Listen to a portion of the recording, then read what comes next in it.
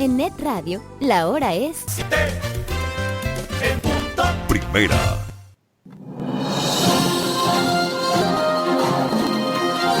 Esto es Net Noticias, desde Vancouver, Canadá, para todo el mundo, con los más importantes acontecimientos.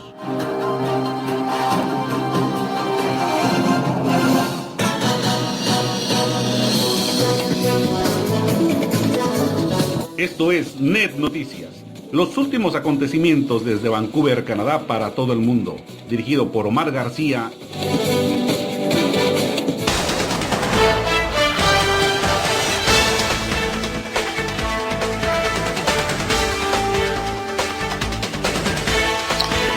Siete de la mañana, 1 minuto.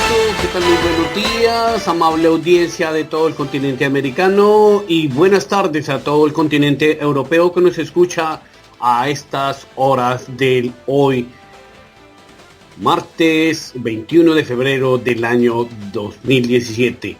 Este es su noticiero internacional, Net Noticias. A continuación vamos a presentarles las titulares de las principales noticias que les tenemos preparadas para hoy.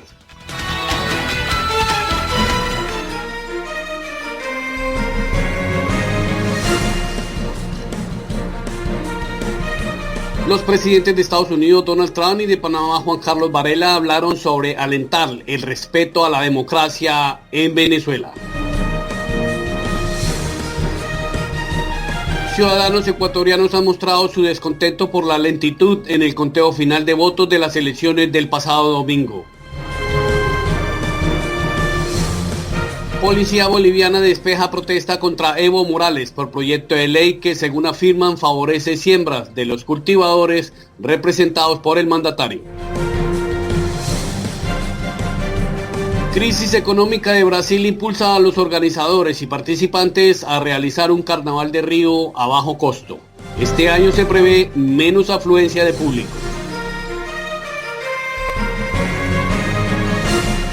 Un hombre que había sido identificado como el autor del asesinato del dueño de una emisora y de un periodista de la misma en República Dominicana se suicidó con un arma de fuego.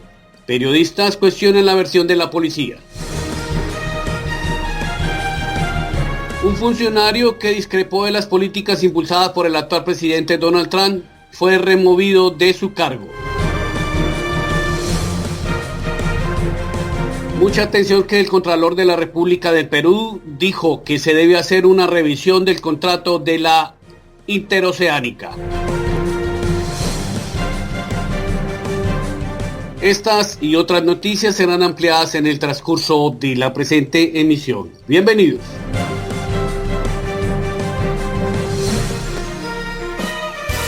Estás en compañía de Net Radio, la radio creada para ti.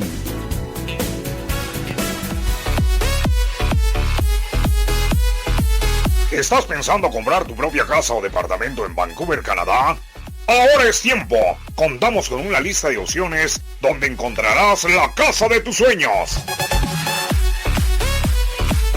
Atención personalizada con el profesionalismo de Lidia Jaque, experta en bienes raíces. Informes y citas a los teléfonos 604-839-4333 y 604-590-4888. No lo olvides, Lidia Jaque de Remax Performance espera tu llamada.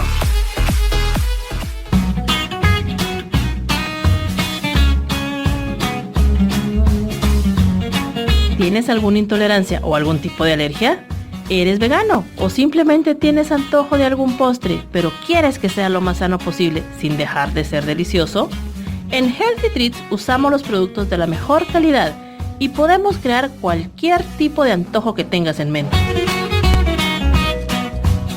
Búscanos en nuestra página web healthytreatsbc.com o llámanos al teléfono 604-441-8502. Recuerda, en Healthy Treats tenemos algo especialmente para ti.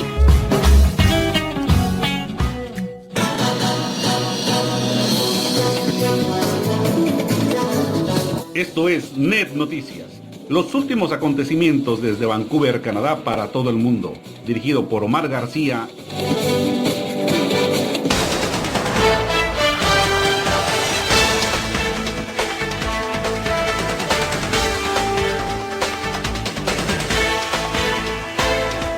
7 de la mañana y 5 minutos. Vamos a presentarles las noticias más importantes sucedidas en la Columbia Británica. Nuestra compañera Lorena Pulido tiene la información. Noticias con sentido profesional, jovial y alegre por Lorena Pulido. Muy buenos días, Omar, y a toda nuestra audiencia. A continuación les presentamos las noticias más importantes de Columbia Británica. Comunidad del Este de Vancouver mostró su indignación por mensajes homofóbicos que fueron pintados en las paredes de una de las escuelas del sector. Vancouver. Tanto el personal educativo como los estudiantes de la escuela de secundaria Gladstone, ubicada en el este de Vancouver, no escatimaron ayer lunes en mostrar su indignación por unos grafitis racistas y homofóbicos que fueron pintados en las paredes de ese plantel educativo el domingo en la noche. Una foto del vandalismo ocurrido en Gladstone y que fue publicado en Snapchat mostró Heil Hitler escrito en las puertas exteriores con una esvástica en una de las esquinas, y en otro de los mensajes muestra una figura al parecer de un hombre musulmán que dice en uno de sus apartes: prepárate para ser gaseado. Una página de Facebook dirigida por estudiantes de esa institución educativa dejó en claro en un mensaje ayer lunes que dicho comportamiento no será tolerado, y dicen que la comunidad de Gladstone está disgustada por los grafitis racistas que fueron pintados en nuestro maravilloso edificio escolar. Adrian Dix, diputado del sector de Vancouver Kingsway, tuvo la misma reacción. Hablando con los estudiantes de Gladstone hoy, están indignados por esto. Hablando con el personal de Gladstone, están indignados porque su escuela fue blanco de esto. En general, todas las personas de la comunidad estamos indignados por el comportamiento de este absurdo racista. Los grafitis vandálicos fueron lavados y limpiados ayer mismo en horas de la tarde.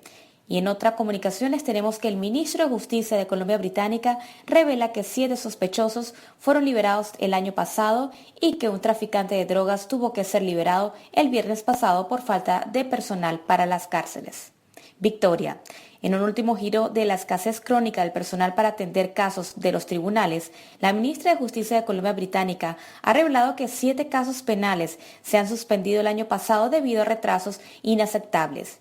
Susan Anton hizo la confesión en la legislatura de esta provincia ayer lunes durante la convocatoria que se había formulado para responder una serie de preguntas el lunes después de ser acusada por miembros del nuevo Partido Democrático de no tomar las medidas suficientes para que otra acusación criminal tuviera que ser suspendida en Victoria el pasado viernes.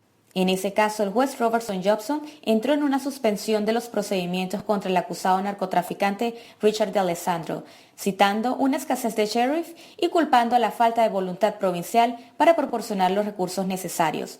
Jobson dijo que se vio obligado a suspender la acusación del narcotráfico contra D'Alessandro, de 37 años, porque no había un alguacil que escoltara al acusado desde una celda a la cárcel, donde se encontraba, hasta las instalaciones de la Corte Suprema Provincial. El señor D'Alessandro está bajo custodia en este edificio, pero no puede asistir porque no hay sheriff para traerlo a la corte, dijo en una grabación de audio el juez que lleva los procedimientos judiciales. Y para culminar, les comentamos que luego de casi 2 años, los padres de un hombre que fue asesinado en cautiverio dan declaraciones a la prensa de Vancouver por primera vez. Su hijo Pen Sun fue encontrado muerto en North Vancouver en septiembre del 2015. Vancouver. Fue el 29 de septiembre del 2015 cuando Can Sun recibió una llamada telefónica del secuestrador de su hijo. En esos momentos, él se encontraba haciendo los trámites de una transferencia de dinero para completar el dinero de rescate de su hijo, Pen Sun, por quien el secuestrado pedía $2.5 millones cuando su teléfono sonó. Can Sun ya había pagado más de $300,000 y pidió escuchar la voz de su hijo. El secuestrador dijo «OK», y en menos de 1 minuto llegó a Pen al teléfono. Había una voz que decía «Papá, ayúdame, por favor, déles el dinero», dijo Sun a través de un traductor. Oí la voz y sé que no era mi hijo. Según Sun, propietario de una empresa de construcción en Pekín, el secuestrador insistió en que era Pen Sun, pero acusó a Sun de intentar de usar una señal secreta cuando pidió que su hijo dijera el cumpleaños de su hermana. El secuestrador dijo, si no da el dinero mataré a su hijo ahora, y colgó el teléfono, dijo Sun. El secuestrador llamó 1 minuto o 2 más tarde y comenzó a contar desde 10, diciendo que mataría a Pen Sun, y colgó el teléfono cuando hubiese terminado. El cuerpo de Penson fue descubierto por la policía en la ciudad de North Vancouver, en la calle residencial del sector de Lynn Valley, en horas de la mañana del 29 de septiembre de 2015. 4 hombres fueron arrestados y acusados, pero 2 finalmente tuvieron sus cargos suspendidos. Por este caso, Tian Jin San fue acusado de asesinato en primer grado, secuestro e indignidad a un cuerpo, pero se declaró culpable de homicidio involuntario, confinamiento ilegal y extorsión el pasado 9 de febrero. Para hoy martes se espera que se lleve a cabo su audiencia de sentencia. Para NET Noticias reportó Lorena Pulido. 7 de la mañana, 11 minutos. Muchas gracias, Lorena, por este completo informe de Columbia Británica. Noticias no muy buenas por parte de homofóbicos y también de tipos o casos de secuestro en nuestra comunidad que creíamos que solamente se daba en nuestros países. Vamos a otros sectores de la información. Vamos a presentarles las noticias que les teníamos preparadas en nuestra mesa de trabajo. Información veraz y oportuna solo por NET Noticias. Washington. El presidente de Estados Unidos, Donald Trump, y el mandatario de Panamá, Juan Carlos Varela, hablaron de alentar el respeto a la democracia en Venezuela en la conversación telefónica en la que acordaron la visita del mandatario panameño a Washington en los próximos meses. El presidente Trump y el presidente Varela también hablaron sobre Venezuela, incluida la importancia de alentar el respeto a las normas y procesos democráticos en ese país, informó la Casa Blanca en un comunicado después de que ayer Varela anunciara por Twitter su conversación con Trump. El mandatario panameño explicó que Trump le llamó y conversaron de la excelente relación bilateral en temas económicos, de seguridad, regionales, pero no mencionó haber hablado de Venezuela en concreto. Recientemente el presidente de Estados Unidos ha conversado sobre Venezuela con el presidente de Colombia, Juan Manuel Santos, el de Argentina, Mauricio Macri, y el de Perú, Pedro Pablo Kuczynski. Trump aumentó la semana pasada su presión sobre Venezuela con sanciones económicas por presunto narcotráfico a su vicepresidente Tarek El Aissami, el cargo más alto del gobierno venezolano sancionado por el Departamento del Tesoro. Además, pidió la liberación del líder opositor Leopoldo López tras reunirse con su esposa Lilian Tintori en la Casa Blanca, y su Departamento de Estado emitió un comunicado en el que exige la libertad de todos los presos políticos y la restauración de un proceso democrático que refleje la voluntad del pueblo. Según lo da a conocer la agencia EFE, en la breve nota de la Casa Blanca no se explica nada más sobre la conversación con Varela sobre Venezuela. La mañana comienza con las más importantes noticias de la región, aquí por NET Radio. Quito. Aunque la victoria parcial del candidato oficialista Lenín Moreno es innegable, hasta el momento también es insuficiente para imponerse en primera vuelta al exbanquero Guillermo Lasso, cuyos simpatizantes han salido a las calles en protesta por el retraso en el conteo de votos. El presidente del Consejo Electoral, Juan Pablo Pozo, dijo en una declaración de prensa que hasta hoy martes podrá ofrecer los datos consolidados y definitivos del proceso electoral, y explicó que el retraso obedece a actas suspensas por inconsistencias o rezagadas de sectores rurales distantes. Los ciudadanos habían mostrado su descontento porque previamente el funcionario había dicho que el jueves entregaría los resultados definitivos. Pozo rechazó los actos de violencia o presiones por parte de la ciudadanía y actores políticos y convocó a hacer sus reclamos por vías pacíficas. A más de 24 horas de que terminaron los comicios, el Consejo Electoral ha entregado información del 91,2%, pero en las últimas 12 horas solo avanzó unos 4 puntos en las cifras de votos escrutados. Hasta ahora Moreno encabeza con 39,06% y le sigue Lasso con 28,43%. Lasso aseveró en rueda de prensa que ha denunciado a nivel nacional e internacional un intento de fraude electoral en Ecuador. Previamente había señalado, huele mal eso, cómo se van a demorar 3 días por un 12%. Ayer en media hora ya tenían escrutado el 12% y advirtió que se busca meterle la mano al proceso electoral. Por su parte, Lenín Moreno, vicepresidente del mandatario Rafael Correa entre 2006 y 2013, aseguró que me ha llamado la atención a algún político perdedor que está llamando a la violencia y expresó que eso no lo puede tolerar. Somos un país de paz, hemos aprendido a vivir en paz y queremos continuar así. Esto es Net Noticias. La Paz. Cocaleros de una región al norte de La Paz fueron confrontados por la policía boliviana con bombas de gases lacrimógenos tras una vigilia de 3 días en protesta a un proyecto de ley que afirman favorece sembradíos de los cultivadores representados por el presidente Evo Morales. La protesta inició el jueves pasado con una marcha a la que siguió una vigilia cerca de la Asamblea Legislativa, pero la noche de ayer lunes fue despejada por los uniformados. La policía no informó si hubo heridos o detenidos. El proyecto de ley será tratado hoy martes por la tarde y reconoce a 2 regiones como productoras, Yungas en el norte de La Paz y Chapare en el centro de la región de Cochabamba. La actual solo reconoce a los Yungas como área tradicional. Nosotros no estamos de acuerdo, no queremos 2 regiones tradicionales. Los Yungas producen coca desde nuestros ancestros. El presidente Evo Morales solo está favoreciendo a su sector y de nosotros se ha olvidado, señaló el vicepresidente de la Asociación Departamental de Productores de Coca, ADECOCA, Gregorio Chamizo, que representa a la zona de Yungas. La diputada opositora Jimena Costa dijo que la ley favorece a los del Chapare, ya que ellos también son reconocidos como cultivadores legales tradicionales. Sin embargo, agregó, todos sabemos que la coca de los Yungas va para consumo tradicional un 94%, ya sea alcohólico, masticado, para mates y otros. En cambio, para el Chapare, solo 7% pasa por un mercado legal. La mañana comienza con las más importantes noticias de la región, aquí por Net Radio. Río de Janeiro. En lugar de costosos y elaborados disfraces con brillantes lentejuelas, en el carnaval de este año se esperan atuendos más asequibles, con bigotes falsos y sombreros y tiaras. Los aficionados al carnaval de Río buscan gangas antes de la mundialmente famosa fiesta de Río de Janeiro, que está a punto de comenzar en medio de una prolongada crisis económica que está afectando a los bolsillos y a la multitud de negocios que dependen de esa fecha para obtener gran parte de sus ingresos anuales. Todavía hay boletos disponibles para los desfiles. Los patrocinadores decidieron no financiar fiestas callejeras y se espera que los hoteles estén más vacíos que el año pasado, que también fue decepcionante a nivel económico por las preocupaciones sobre el virus de Zika, que desanimaron a algunos turistas extranjeros y la recesión que deprimió el gasto local. El año pasado no fue genial, pero aún teníamos los Juegos Olímpicos para compensar el carnaval. Ahora podemos notar que hay una reducción real, señaló Cristina Fritsch, presidenta de la Asociación de Agentes de Viaje de Río. La seguridad también preocupa a la gente en un momento en que funcionarios públicos, incluyendo la policía, amenazan con ir a la huelga.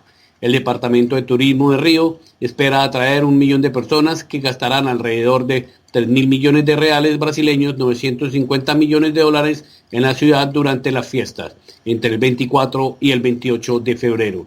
Si se cumplen las previsiones, se repetirán los resultados del año pasado. Los hoteles estiman que solo tendrán un 72% de ocupación, unos 14 puntos porcentuales menos que el año pasado. La mañana comienza con las más importantes noticias de la región, aquí por Net Radio.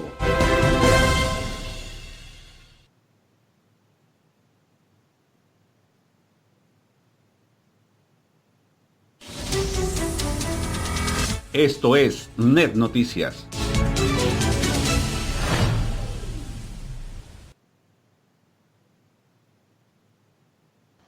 Santo Domingo. El Instituto Forense de República Dominicana informó que un hombre que había sido identificado como el autor del ataque a una radiodifusora y de matar a 2 locutores el pasado 14 de febrero se suicidó con un arma de fuego.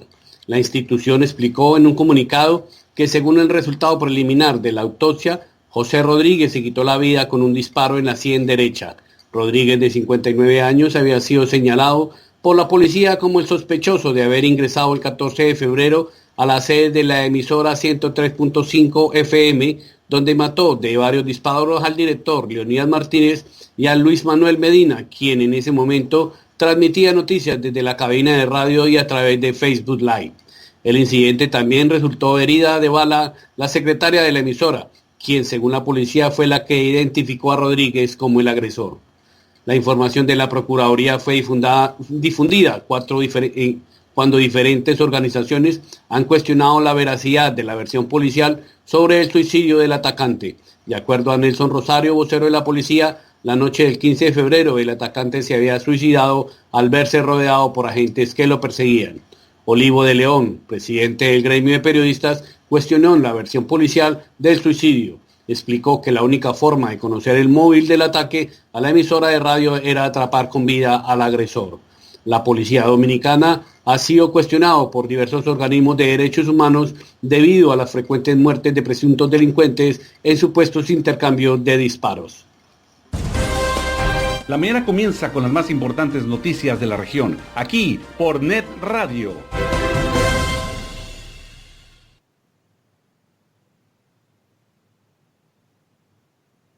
Lima.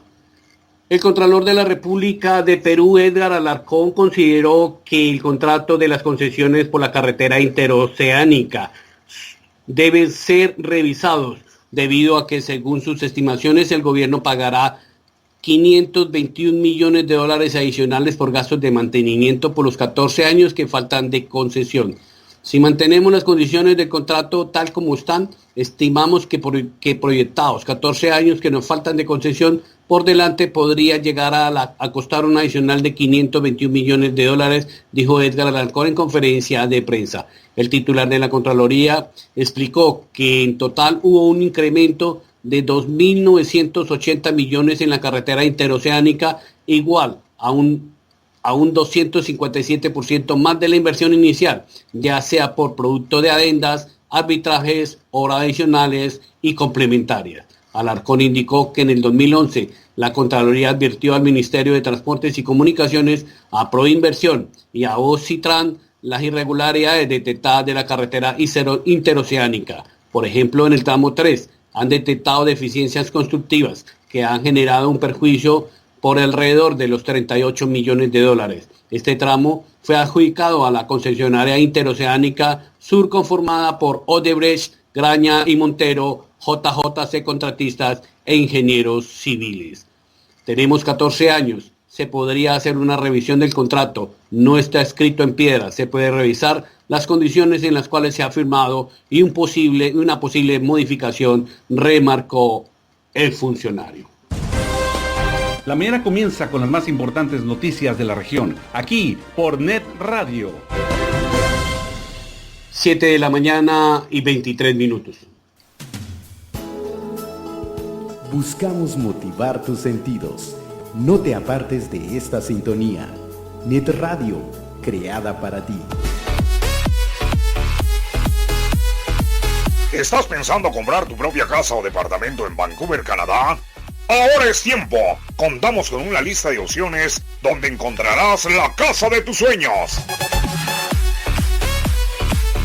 Atención personalizada con el profesionalismo de Lidia Jaque, experta en bienes raíces. Informes y citas a los teléfonos 604-839-433 y 604-590-4888. No lo olvides, Lidia Jaque de Remax Performance espera tu llamada.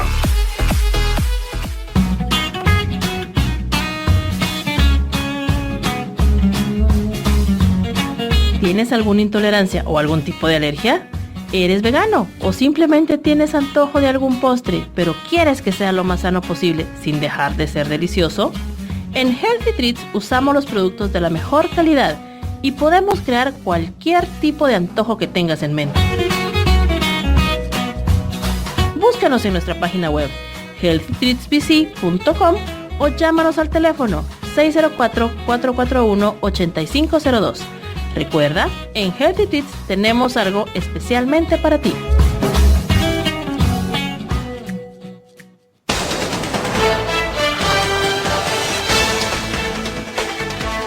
Siete de la mañana y 25 minutos. La opinión en la nota del director Omar García.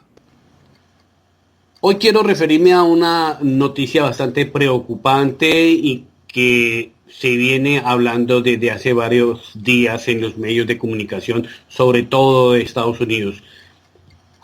La noticia habla sobre que la salud mental del presidente Donald Trump entrará en debate en los próximos días.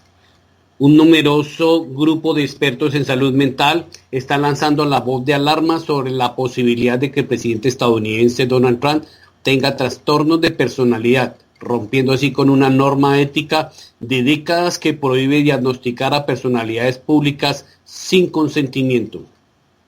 Un grupo de 35 psicólogos, psiquiatras y trabajadores sociales envió este martes una carta al diario The New York Times en la que mostraban su preocupación por la inestabilidad emocional de Trump, algo que en su opinión lo incapacita para servir de manera segura como presidente.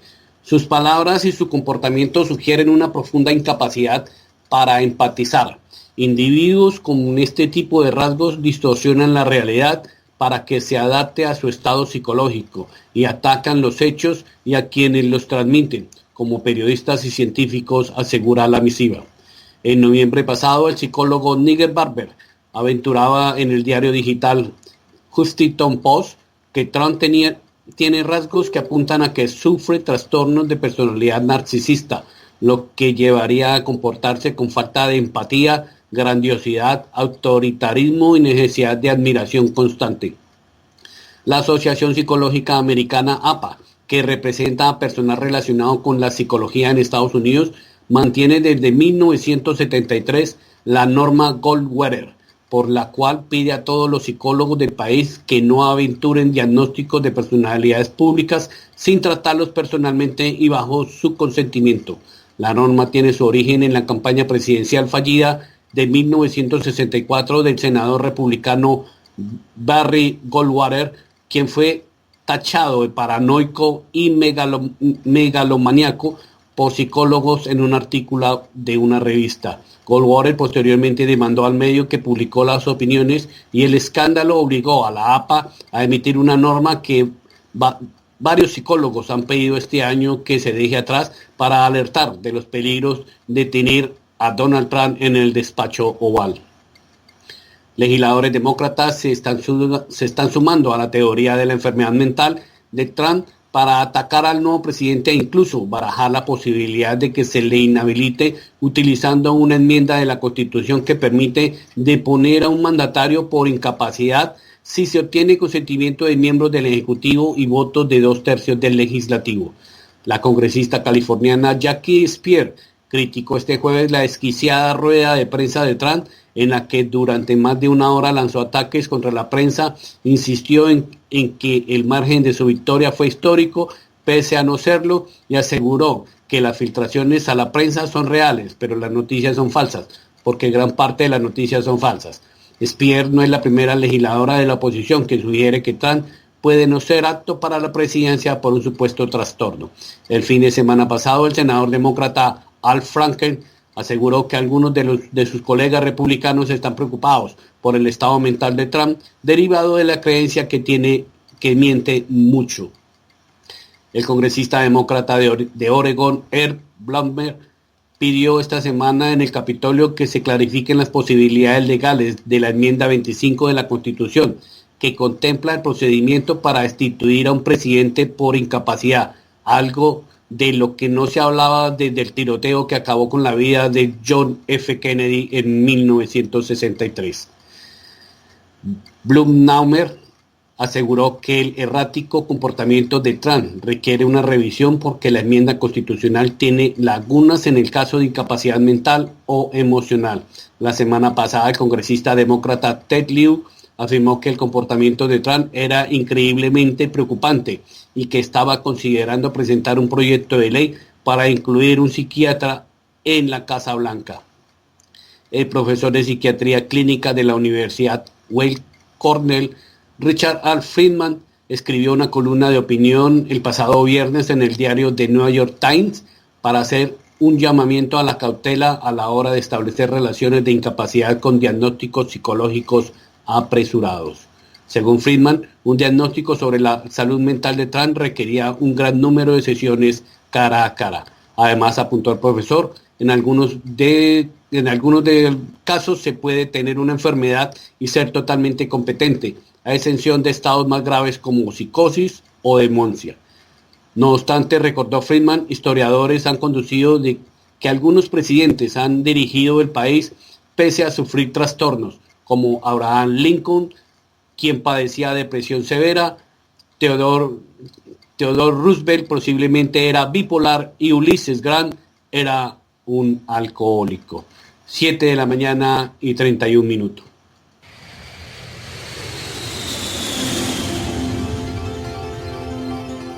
Despegamos a la conquista del universo.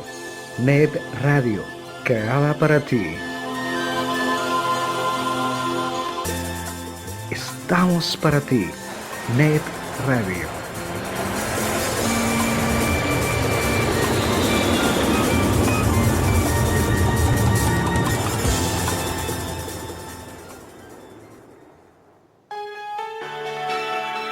Eternal, la línea de productos de belleza líder en el mercado, elaborados con los más finos ingredientes europeos y patrocinador oficial Miss Universo 2014. Sé parte de este grupo de profesionales exitosos y empieza a ganar dinero ahora. Luce y haz dinero con Eternal. Informes al teléfono 140-8799-0825. Eternal.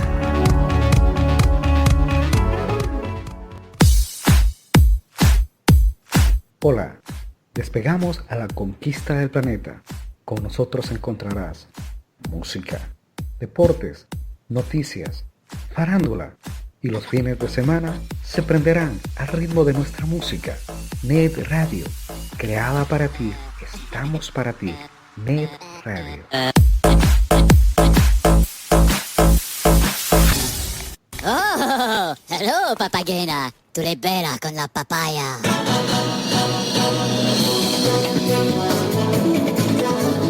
Esto es Net Noticias, los últimos acontecimientos desde Vancouver, Canadá, para todo el mundo. Dirigido por Omar García.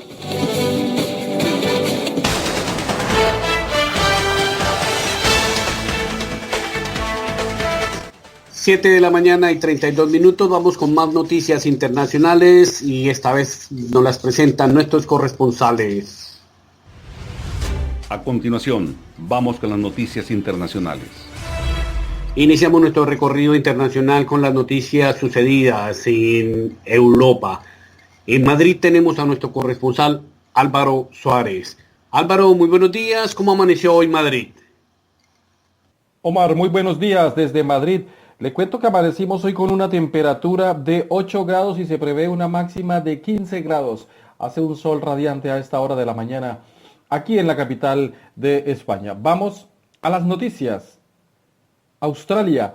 Al menos 5 personas han fallecido al estrellarse una avioneta en Melbourne, Australia. 4 de las víctimas eran turistas estadounidenses que estaban en el país para jugar al golf y se dirigían a la isla de King, en Tasmania. El quinto fallecido es el piloto. El aparato se estrelló contra un centro comercial situado cerca del aeropuerto de Essendon, poco después del despegue. Por ahora no se ha informado de ninguna víctima ni heridos en el outlet, es decir, o allí en el sitio donde cayó la avioneta. La avioneta trató de regresar al aeródromo tras detectar un fallo en el motor y lanzar la señal de alerta, pero no tuvo tiempo, lo que hace pensar a los investigadores que la causa del siniestro es un fallo crítico del motor. Testigos presenciales describieron el impacto como la explosión de una bomba. Seguimos en Francia. Hollande, el presidente francés, cuenta con España en Europa a 2 velocidades. Mariano Rajoy y Francois Hollande han hecho hoy una cerrada defensa del proyecto de integración europea durante la 25ª cumbre bilateral celebrada en Málaga, aquí en España. Y los desafíos son muchos, entre ellos la salida del Reino Unido, la inmigración, la creación de empleo, la seguridad exterior y el auge de populismos en toda Europa.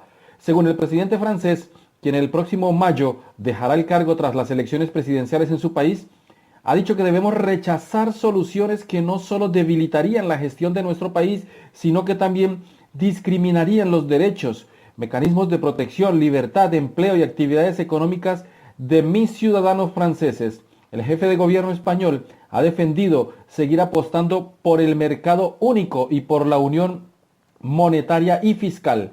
El presidente francés ha respaldado que pueda haber una Europa de varias velocidades, con España, Francia, Alemania e Italia al frente y ha invitado a Rajoy a una reunión con Angela Merkel y Paolo Gentiloni el próximo 6 de marzo en Versalles. Seguimos en Francia. El escándalo de los empleos ficticios salpica también al Frente Nacional. El escándalo de los empleos ficticios sacude a otro candidato a las presidenciales francesas. Las elecciones presidenciales son ahorita en abril. Después de la investigación al aspirante republicano Francois Fillon por colocar a su esposa y sus 2 hijos, esta vez la investigada es la favorita en los sondeos, Marine Le Pen. La policía ha registrado la sede del Frente Nacional situada en la ciudad de Nanterre en el marco de una investigación de presuntos empleos ficticios de varios asistentes parlamentarios contratados en el Parlamento Europeo. La oficina antifraude de la Eurocámara, que pidió a la justicia francesa abrir la investigación, sospecha que entre otros diputados de la formación ultraderechista, Marine Le Pen habría contratado como asistentes a su ex guardaespaldas y a una colaboradora que en realidad trabajaba para el partido. Esta es la segunda vez que la policía registra la sede de la formación ultraderechista de Marine Le Pen, ya que se sospecha que en total habrían unos 20 asistentes parlamentarios del partido que no en realidad habrían desempeñado sus funciones. Cuando le quedan poco más de 2 meses para que empiece la contienda electoral, Marine Le Pen encabeza todos los sondeos y se le acaba de entonces de abrir investigación también a ella. Seguimos aquí en España y vamos a Barcelona. La policía y la guardia urbana han detenido a tiros a un conductor de un camión de butano robado que estaba conduciendo en contradirección y embistiendo los coches que se encontraban a su paso en la zona de la Estación de Francia y el Parque de la Ciudadela de Barcelona. El vehículo ha ido perdiendo parte de la mercancía por el camino. Los hechos han sucedido hacia las 11 de la noche de ayer en la salida 22 de la ronda litoral, cuando el vehículo ha entrado en la ronda en contradirección. A este lugar de los hechos se desplazaron numerosas patrullas de la policía y de la guardia urbana y consiguieron detener al conductor del camión. Este detenido es de nacionalidad sueca y tiene antecedentes psiquiátricos. Por el momento se ignora el móvil del intento de robo de este camión y el sujeto quien está en observación y será ingresado en una unidad de salud mental. Seguimos en España. Los partidos políticos contrarios al gobierno están exigiendo la renuncia del presidente de Murcia, de Pedro Antonio Sánchez, a quien se le ha abierto una investigación por varios delitos. La portavoz del Ejecutivo de Murcia, Noelia Arroyo, ha asegurado que la línea roja para la dimisión del presidente de la región, el popular Pedro Antonio Sánchez, es la apertura de juicio oral y no la imputación, como sostiene el partido político Ciudadanos, quien le apoyó en la investidura, y el resto de partidos de la oposición. El presidente regional tendrá que declarar como investigado en el caso Auditorio por los presuntos delitos de prevaricación, fraude, falsedad y malversación de caudales públicos en su etapa como alcalde de Puerto Lumbreras. La portavoz del gobierno murciano ha defendido la inocencia del presidente y ha pedido que se le deje declarar para aclararlo todo, valga la redundancia, porque hasta ahora no ha podido, en lugar de que se le pida su renuncia. Vamos ahora a Alicante, en España. Muere un hombre atacado por 5 perros en un pueblo. La Guardia Civil investiga la muerte de un hombre de 66 años de edad en Vianarbey, Alicante, producida al parecer por el ataque de 5 perros de raza peligrosa propiedad de un vecino de la zona.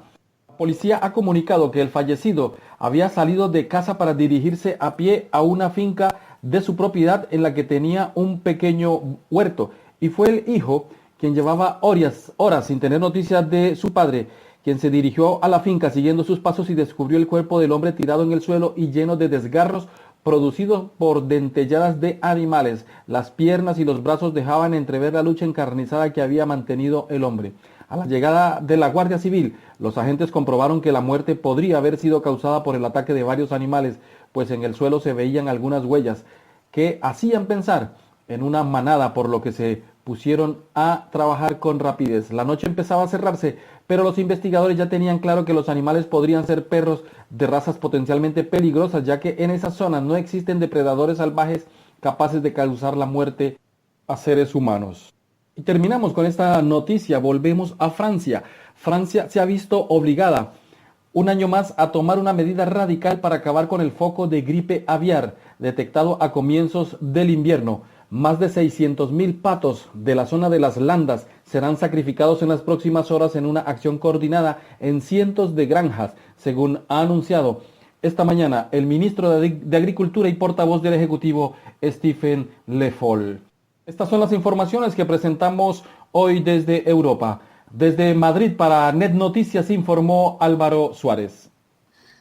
7 de la mañana, 41 minutos. Muchas gracias, Álvaro, por este completo informe. Y ahora desde Europa pasamos a Latinoamérica. En Perú tenemos a nuestra corresponsal Marilú Gambini. Marilú, muy buenos días.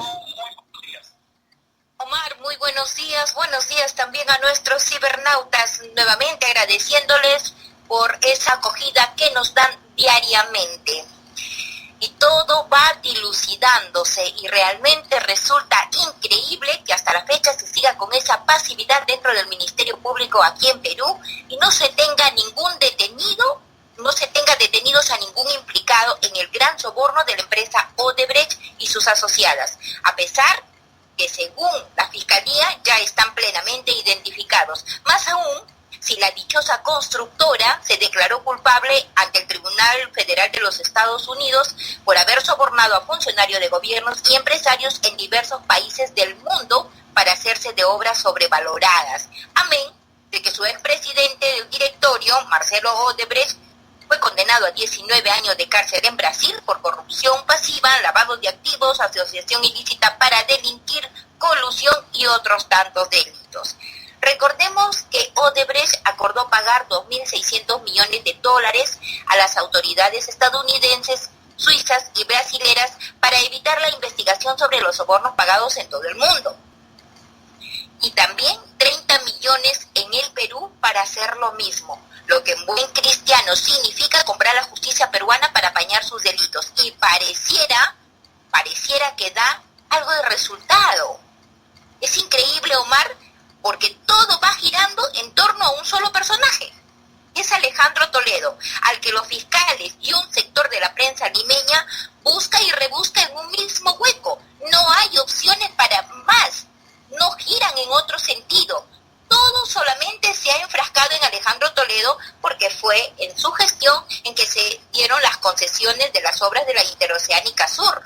Pero tenemos también la Interoceánica Norte, tenemos otras obras más que se dieron en la gestión de Alan García con lo de las adendas. Sin embargo, se han centrado en una sola situación.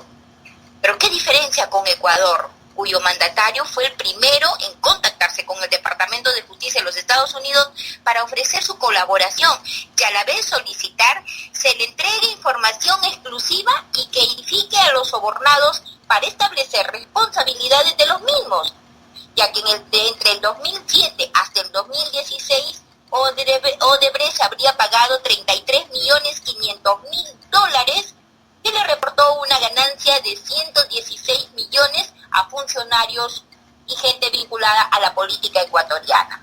Eso fue una de las prioridades, si recordamos que siempre hemos seguido esto a través de Net Noticias, fue una de las prioridades del presidente Correa y tuvo su efecto esperado, pues la justicia ecuatoriana empezó con la cacería de corruptos ligados a Odebrecht y lo mató tras las rejas.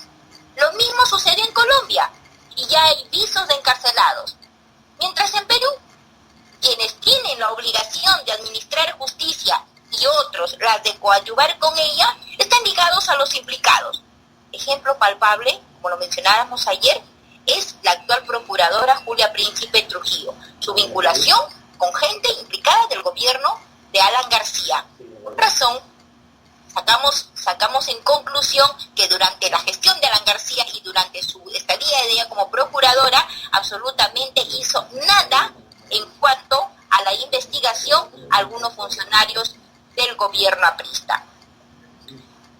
Pero hablando de implicados, pese a que los indicios lo señalan, pero la falta de prueba lo respaldan, el expresidente Alan García, como vino, se fue, ensimismado, algo cabizbajo y visiblemente preocupado. Así se le observó al momento de abordar el avión que lo retornaría a España luego de 2 días de estadía en este país, al que llegó para cumplir con el requerimiento de la segunda Fiscalía Anticorrupción.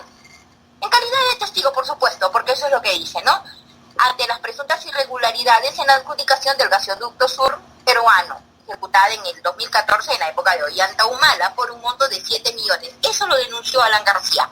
Y aunque hay diversas opiniones al respecto, hasta el momento él no ha sustentado ni ha dicho nada más. García además dijo que estas últimas elecciones han sido un tanto adversas y que aunque no se crea, ha reconocido que su ciclo político ha llegado al final y que hoy por hoy se dedicará a estudiar, a leer, a ver y recorrer el mundo. Y que no tiene intenciones ni de dirigir su partido político, menos de postular en un futuro a la presidencia. Así que no tengan mucho temor, dijo ayer en una entrevista improvisada a los medios de comunicación en el aeropuerto. Un dato para dudarlo, ¿no? Dado la forma como se eligió candidato único en el partido de otrora Aya de la Torre, ¿no? Elecciones internas y no hubo ningún candidato más que él, candidato unitario. Pero cambiando el tono de la información, Omar, hemos conocido, sabemos a través de los medios de comunicación nacional e internacional lo que ocurrió en el distrito de Independencia sobre esta masacre, no una lástima. Pero ya conocemos también que el Ministerio Público ha dispuesto un plazo de 60 días hábiles para llevar a cabo algunas diligencias necesarias que permitan esclarecer los hechos ocurridos el pasado viernes 17, donde se desató pues una masacre que dejó como saldo 4 muertos y más de una decena de heridos, y incluyendo pues al autor de los disparos, que fue abatido por la policía, ¿no? Las primeras investigaciones a cargo de la 6ª Fiscalía Provincial Penal de Lima Norte evalúan varias evidencias que se relacionan con el incidente, como testimonio de los heridos, de los testigos presenciales, incluso evalúan solicitar los videos de las cámaras de seguridad del lugar que están a cargo de la municipalidad y algunas otras de algunas empresas aledañas, ¿no? Porque es una zona comercial. De otro lado, se supo que, el autor de los disparos, ¿no?, de esta masacre, Eduardo Glicerio Romero Naupay, antes de la masacre disparó contra el gerente de fiscalización Martín Moreno de la Municipalidad de Los Olivos, con quien habría tenido serias discrepancias con anterioridad debido a las notificaciones de desocupación de la vía pública en el que se encontraba este chico Romero Naupay, ¿no? El funcionario municipal recibió varios impactos de bala y se encuentra en estado de coma en un centro hospitalario en ese distrito. Y según los médicos que lo atienden, manifiestan que tiene un 70% de daño cerebral. Dice que solamente un milagro podría salvarlo. Bueno, vale decir también que este incidente habría sido captado por cámaras cercanas al lugar, o sea, en el caso del funcionario Martín Moreno. La diligencia de allanamiento que se hizo también a su vivienda, según dijo el fiscal, se habría hecho sin su presencia. Y sobre todo hay que tener mucho cuidado que en el hallazgo de armas y municiones que se encontraron en la vivienda del ya desaparecido Romero Naupay podría haber sido manejada o podría haber sido sembrada. No se descarta ninguno de estos hechos, ¿no? Por eso es que Julio Castañeda, que es el fiscal, dispuso remitir al despacho la diligencia en casa de Romero, ¿no? Y así como las generales de ley de los intervinientes, o sea, de los policías que participaron en el allanamiento. Es una pena, de verdad. Así estamos en Perú, Omar. Sinceramente, es una realidad penosa, pero a la vez muy dura de aceptar. Marilu. Bueno, nosotros nos vamos mañana. Gracias por el enlace. Reportó desde Perú. Marilu, ¿qué reacciones han habido hoy después de las consideraciones del Contralor General del Perú, Edgar Alarcón, en torno a que el contrato de las concesiones de la carretera interoceánica deben ser revisados?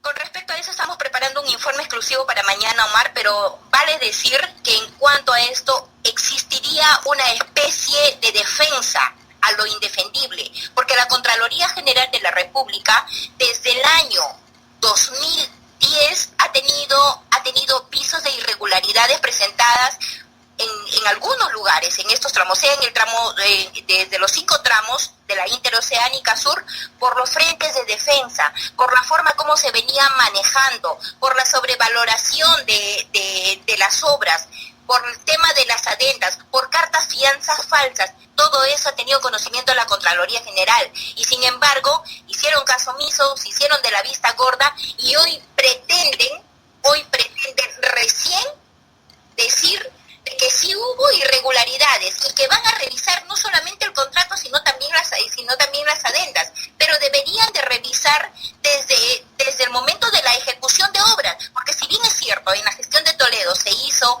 la concesión de obras, se hizo por un monto aproximado, que el mismo Alan García ha dicho que era increíble que se haga por un costo de $800 millones, y se elevaron posteriormente a 2.000 y terminó en $4.000 millones.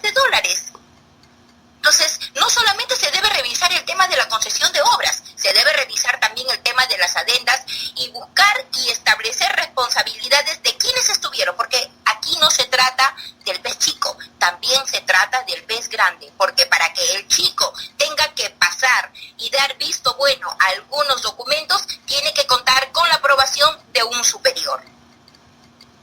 Sí, señor, así como no. Entonces estaremos pendientes de su informe mañana miércoles. Muchas gracias por toda su información presentada hoy en Noticias. Gracias igual, Omar. Sí, 7 de la mañana, 51 minutos de Latinoamérica. Pasamos a Centroamérica y allá tenemos a nuestro corresponsal Víctor Celada. Víctor, muy buenos días. Muy buenos días, Omar García y Lorena Pulido esta zona. Principales noticias desde Centroamérica. Tegucigalpa. En Honduras, la sequía hace estragos en los cultivos y las explotaciones ganaderas de la zona sur del país. Ante esa cruda realidad, la Unión Europea ha lanzado un programa de casi $11 millones que pretende ayudar a las miles de personas que viven de esas actividades en distintos países de la región. En los últimos 3 años, el cultivo del maíz se ha visto seriamente afectado por la falta de lluvia y por las altas temperaturas. Casi 100.000 pequeños agricultores del denominado Corredor Seco de Honduras, según cifras del gobierno central, tienen problemas en su seguridad alimentaria porque se les secaron los cultivos. En la última cosecha de postrera entre septiembre y diciembre se perdió el 90% del cultivo de maíz y el 85% del frijol en esta zona, según cifras oficiales. Además de la agricultura, el sector de la ganadería se ha visto afectado por las altas temperaturas en los 8 departamentos que conforman el Corredor Seco en Honduras. San José. Ambientalistas denunciaron que un grupo de 250 mineros dedicados a la extracción de oro invadieron ilegalmente el Parque Nacional Corcovado, que alberga el 2.5% de la biodiversidad mundial en el Pacífico Sur de Costa Rica. Según indicó en un comunicado la Federación Conservacionista de Costa Rica, FECON, la extracción de oro causa daños ambientales, aumenta la erosión y afecta a las distintas especies del parque. Los guardaparques de la zona, que temieron represalias, informaron al secretario del sindicato de guardaparques, Roberto Molina, que la movilización de los oreros fue realizada en decenas de camiones y autobuses hasta las inmediaciones del parque por el sector conocido como Los Patos, cita el boletín. Esto se da luego de que la Sala Constitucional admitiera el pasado 2 de febrero un recurso interpuesto por distintas organizaciones ecológicas para la protección del Parque Nacional Corcovado y ordenaron vigilancia de esta área ante la caza y la explotación de madera y oro. El pasado viernes, el presidente de Costa Rica, Luis Guillermo Solís, visitó la zona e informó de una inversión de $2.4 millones para mejorar la infraestructura, sistemas eléctricos y de tratamiento de aguas residuales en el Parque Nacional. Ciudad de Panamá. Este año Panamá se perfila como el líder iberoamericano en solicitudes de patentes tecnológicas tras la culminación con 90 participantes de la segunda versión de la capacitación basada en el método CAF para el desarrollo acelerado de patentes, iniciativa regional liderada por el Banco de Desarrollo de América Latina CAF y ejecutada en colaboración con la Secretaría Nacional de Ciencia, Tecnología e Innovación CENACIT. El coordinador de la Iniciativa Regional de Patentes Tecnológicas para el Desarrollo de CAF, Álvaro Atilano, informó al periódico La Estrella de Panamá vía telefónica que tuvimos una semana muy provechosa.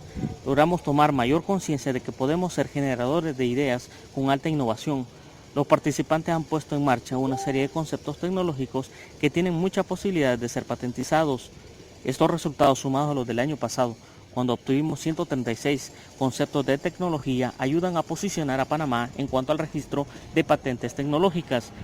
Atilano reconoció además que el país centroamericano tiene la ventaja de contar con una población pequeña, lo que hace que proporcionalmente alcance en números y se iguale con países de primer mundo que lideran el registro de patentes tecnológicas. Panamá tiene muy claro hacia dónde quiere ir con el tema del registro de patentes tecnológicas y está sacando provecho de ser signataria del PCT. Es por ello que CAF decidió que este país fuera uno de los pioneros al cual se le brinda la cooperación técnica, afirmó Atilano. San Salvador. La Corte de Cuentas de la República señaló recientemente en un informe que omisiones de la Dirección General de Aduanas entre 2014 y 2015 durante la gestión de Carlos Cativo le costaron al Estado al menos $2.7 millones. Los auditores mostraron que la Dirección General de Aduanas pagó $1.975.282 en exceso a la concesionaria Cotecna, la sociedad que fue contratada en 2011 para realizar procesos de inspección no intrusiva en las aduanas. El pago realizado en 2015 fue en concepto de 109.860 operaciones de la empresa que ya habían sido canceladas. El examen de auditoría realizado por la CCR también demostró que los encargados de la fiscalización en aduanas no programaron mecanismos de fiscalización correctivas ante un claro indicio de declaración de impuestos incorrecta. Se trata del caso de una empresa que, a juicio de los auditores, entre el 1 de enero de 2010 y el 10 de octubre de 2014 presentó incorrectamente 37 declaraciones de mercancía del producto pletina para pala, al cual no le fue grabado ningún impuesto cuando por su categoría debía de habérsele cobrado el 15% de imposición tributaria. La Corte de Cuentas determinó que debido a esta omisión de la Dirección General de Aduanas, el Estado salvadoreño dejó de percibir $855.541.83. Los hallazgos descritos son 2 de los 6 reparos establecidos por la Corte de Cuentas en un examen culminado en enero de este año. Informó para Net Noticias desde San Salvador, Víctor Celada. 7:57 de la mañana y llegó el momento de los deportes.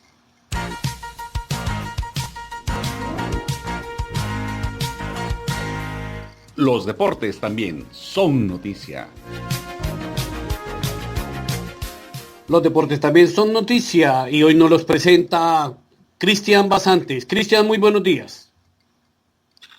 Buenos días, Omar, qué gusto saludarte. Lo mismo para ti, Lorena, buenos días. Y por supuesto un gran saludo a todos nuestros oyentes en de Noticias. Comenzamos el reporte deportivo del día de hoy con el tenis del mundo, pues Roger Federer, el gran tenista ganador de 18 Grand Slams, ha revelado que quiere nada más y nada menos que a Rafael Nadal como compañero de dobles en el torneo de la Copa Laver que se va a jugar en septiembre en Praga, en la República Checa.